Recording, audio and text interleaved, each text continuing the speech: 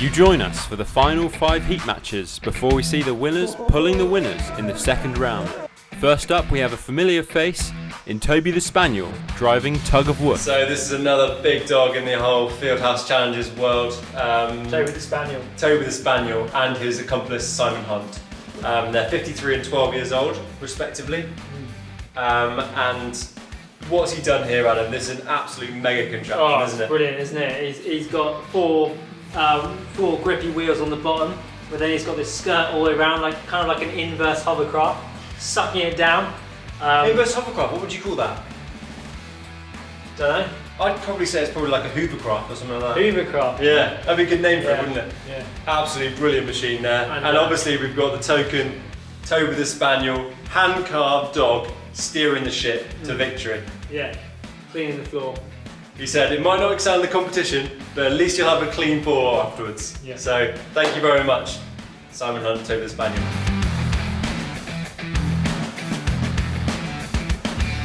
So this masterpiece is from a chap called Mr. Zayat from the UK, Barnet, I think he was from. I'm not sure where that is, but he's got it in Somerset, so that's probably why I don't know. Doesn't matter, he's 16 years old. Yeah, it looks like he's gone for a mainly 3D printed design here. It's called Too Much Torque. It's got some worm gears on there to drive the wheel, so I think he will have too much torque and perhaps not enough traction because he's got very slim wheels. He's got loads of grease though on those 3D printed worm drives, so you know he's definitely going to be well lubricated for the event. Are we ready to go? I'm ready. 3, 2, 1, go! Oh, he's going. He's going. Wow, that one's not going. No, it's not working. Oh no! Leave it out. No, it's not going on that one. Tug of Wood. He knows which direction he wants to go, doesn't he? He's going. Look at that! He's not Across the line! So this worm gear on this side didn't look like it was spinning at all. This one was going nice and slowly, nice and powerfully. Sadly, some teething issues there for too much torque, which means Tug of Wood will be in the second round. Next up is Beaninator's latest bounty, Anti-Drone. So this fantastic contraption is called Anti-Drone by Tyler Bletch from the USA. Another one from the USA. Well, it looks like he's got a drone and he's turned it upside down to give him maximum downforce. He said he used a low-cost drone to do for all the wiring and everything like that. Yeah. Like you say. Yeah. And you hear that?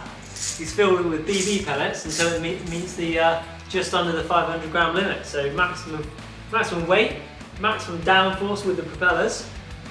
He's got some nice geared DC motors for all the wheels and some fairly rubbery wheels. So yeah, I'm not sure what his calculations are on the downforce. Well, actually, it's funny you should say that because there's one comment on the forums was he refused to do any math. And actually, I don't understand that because you know if he said he refused to do any maths, so I would understand it. Single. Yeah, let's hook it up. Battle it out. Yeah, it's up again. 3, 2, 1, Go. Oh! hang on. Oh! Go! Joy! Got it, the back! That's it. Game over! Beaninator, what's going on, mate? Yeah, didn't stand a chance. Well, obviously someone forgot to give Beaninator fresh batteries in that one. That's it for Beaninator.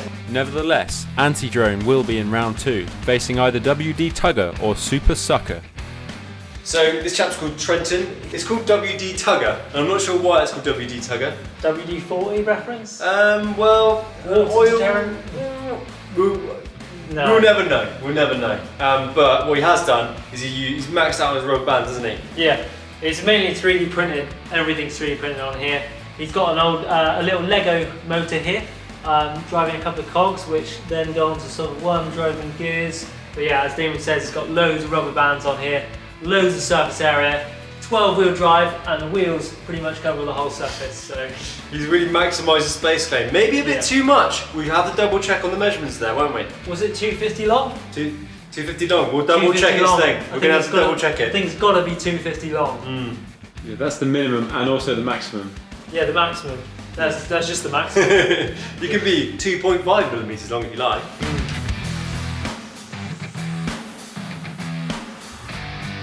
Andrew, Lucy and Liam made this one. It's a family entry, 39, 6 and 2 years old respectively.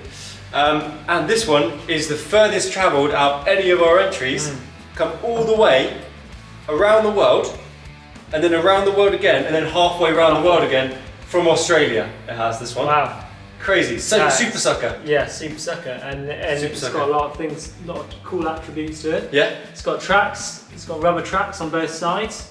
Yeah. It's got this, a silicon sort of bed with a fan in, so it can suck it down. Get some really good traction on that. The only disadvantage was in Australia, a AA battery means a AAA battery, which is a bit annoying. So we've had to replace your Australian AA battery holders with our UK AA battery holders. That's why it's a bit of a mess on top. But we've got it working. It's going to enter the competition. Yeah. But other than that, it looks like a really nice, fantastic machine, doesn't it? It does. And I hope the 2-year-old really did pull their weight in the design review meetings you had, because I think they have, and it's shown. Unfortunately, the aftermarket conversion to the real AA's affected the boost boards or created some other power delivery issue, so Super Sucker had to be taken to the pits. And a short while later, the news wasn't good. The boost board isn't working. The AA's must have been a bit poorer than your AAA's that were in it.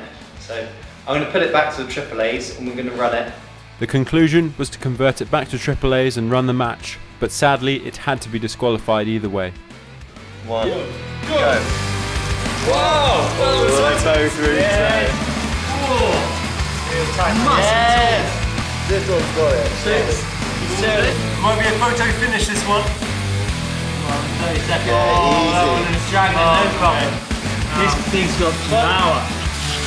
With a stockroom's worth of elastic bands, WD Tugger had the traction required to outpull Super Sucker. Moving on, and we now have Venus 2, Son of Venus, versus Red Tugger. Right, so this contraption should be familiar to our avid viewers, Yeah. or two of them. It's straight out of the baked bean trough and straight into the Tug of War. Yeah, Venus 2, Son of Venus, this one. He said he started with Venus from his baked bean one, but then he started like altering it slightly. Anyway, he basically said to scrap it all and make a new one that looks slightly like Venus, but it was from his original design concept, wasn't it? It's got the same mono track design here, but he's got like rubber fins on his tracks. Well, maximum friction.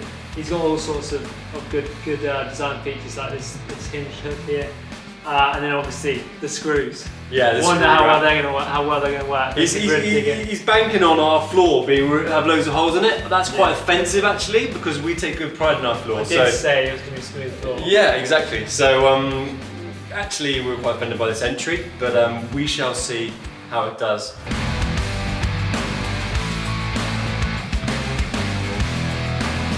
So Emmanuel built this one, a chap called Emmanuel from Fetcham, UK. He said he had to squeeze this in just after his GCSEs, because he didn't have much time just after GCSEs to the deadline. But he did it, didn't he? Pulled out of the bag. Pulled out of the bag. It's here today. He's got a 10:1 gear ratio in here. He does. He's 3D printed all his gears, and then he's even got a less conventional, like a rubber band friction final drive gear here onto his wheels, front wheel drive.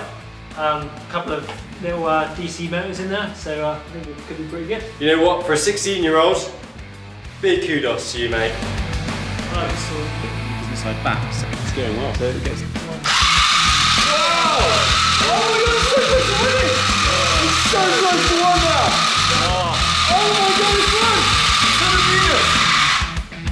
Son of Venus! Wow, that was Venus 2! We're so close to losing at the start, wasn't it? Yeah. Red Tugger! It almost goes over the line. Oh, so close. So close. Close to winning! That was an exciting round. That was a close contest. And for the final heat match of the competition, we have Clampbot versus Beaninator. Alright, so this one's called Clampbot by Will Handley. Him and Sam Taylor-Jones, again, I think they've worked with each other or against each other. A bit of friendly competition in the design stage. It shows, doesn't it? Very good. very similar design, but I bet they're both very good. Yeah. Again, it's using a fan to create a lot of downforce. It sprints, and then it sucks. as soon as it sees attention, it sucks. Yeah. It says hopefully the electronics won't overheat and burn up, Yeah. but We'll find out. It's Yeah. time to find out. We secretly hope they will, because then it'll be really good to watch.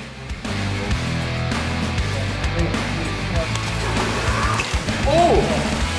Wow! Oh, it's starting to come! It's done what it says it can do. Once that suction kicks in, surely there's not much moving it. Even Beaninator is struggling there. Even Beaninator. Pretty much. That's game over, isn't it? It's going to be. So that's it for the heat matches and for episode 3. Next time we see the winners of the heats battling it out for a place in the quarter-final. Come on, big one. Everyone's been waiting for it. Everyone's been waiting for it.